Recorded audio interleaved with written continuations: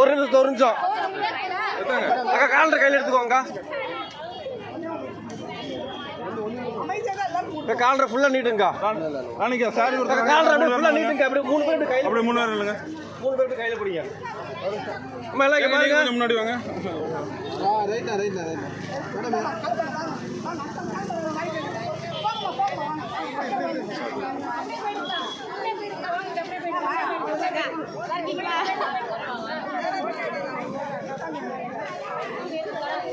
mana kecil kok?